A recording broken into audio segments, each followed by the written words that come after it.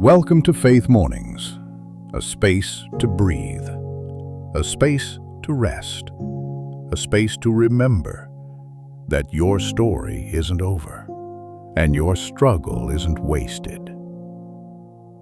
This morning's message is for anyone walking through something hard. Maybe you're carrying grief. Maybe your prayers feel unanswered. Maybe life doesn't look like you thought it would. Today's message is called Faith Through Fire.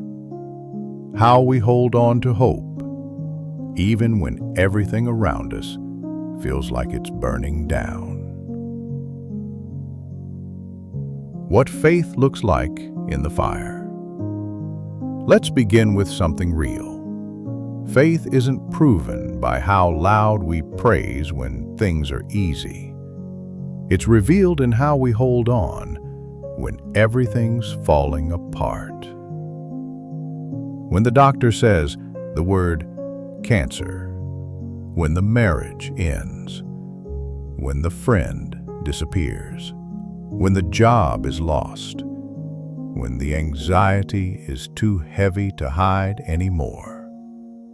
It's in those moments, the fire moments, that our faith isn't about answers, it's about presence. When you pass through the waters, I will be with you, and when you pass through the rivers, they will not sweep over you. When you walk through the fire, you will not be burned. The flames will not set you ablaze. Isaiah 43, verse 2. God never said, "You won't go through the fire." He said, "You won't be alone in it." The story of Shadrach, Meshach, and Abednego. Let's revisit one of the most powerful fire stories in Scripture, from the book of Daniel, chapter 3.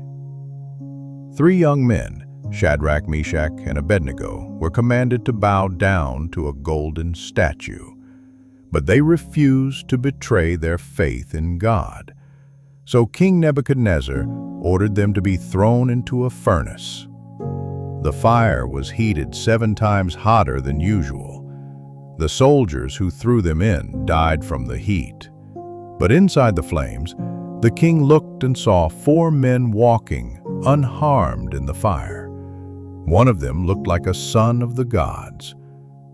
Jesus, pre-incarnate, was walking in the fire with them. And when they came out, not a single hair was burned. Their clothes weren't scorched. They didn't even smell like smoke. God didn't stop them from entering the fire, but He protected them in it and walked them out of it.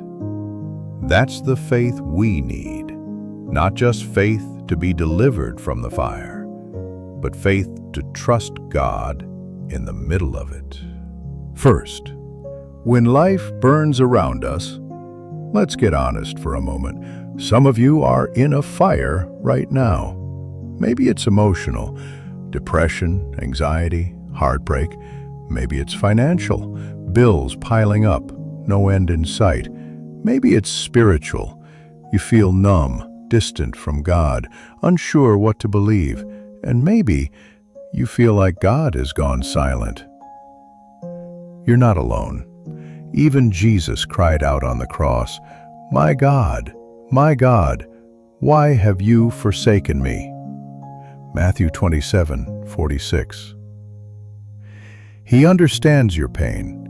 He felt abandoned too, but the silence didn't mean God was gone. It meant the story wasn't over yet. Right now, the fire may be raging, but God is not panicked. He is not pacing. He is present, and He is shaping something in you: resilience, dependence, deep-rooted trust. Refining faith versus comfortable faith. There's a kind of faith that grows in comfort, but there's a deeper kind that's forged in fire. Think about gold. To be purified, it has to go into extreme heat. The fire burns away impurities, not to destroy, but to refine. These trials will show that your faith is genuine. It is being tested as fire tests and purifies gold. 1 Peter 1:7. You're not being punished, you're being refined. You're not losing your faith, you're learning what faith really means. When we can say, "I still believe, even when I don't understand," that's real faith. When we cry out, "God, I don't see what you're doing, but I trust who you are," that's the faith the fire creates. And that kind of faith, it's unshakable. Stories of hope from the fire. Sometimes the best way to understand fire faith is through someone else's story. You might want to insert your own story or testimony here, but here's one you can use or adapt. A young woman lost her father suddenly. He was her spiritual anchor, her hero. She was devastated.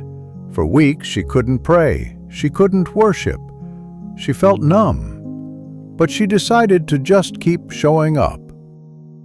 One morning, months later, she sat in silence and finally whispered, "God, I don't feel you, but I miss you." And in that moment, she felt peace like she hadn't in months. The fire didn't end her faith, it refined it. Now she ministers to others in grief because she knows what it means to survive the flames. Your fire may become the testimony that brings someone else through theirs. You're not just walking through this for you, you're walking through it for others too. What do I do while I wait in the fire? If you're in the fire right now, you might ask, what do I do while I wait? Here's what Scripture teaches. Be still. Be still and know that I am God. Psalm chapter 46, verse 10.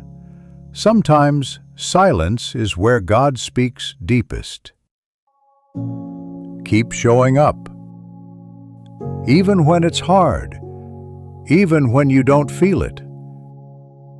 Faith is choosing consistency over convenience. Surround yourself with truth. Don't isolate. Lean into community, worship, and Scripture, even when it feels dry. Talk to God honestly. No filter, no performance, just real, raw prayers. He can handle your doubts. He can handle your tears. You don't have to pretend in His presence. Before you go, hear this. You will not be destroyed in this fire. You will come out stronger. You will carry a faith no one can take from you. The God who parted the Red Sea, the God who stood in the furnace, the God who raised the dead, is still with you now. Let this fire refine you, not define you. Keep walking, keep believing, keep trusting, and come back tomorrow. Because Faith Mornings is your daily reminder that you are not alone and that your story is far from over. Until then, may your faith be fierce and your hope unshakable.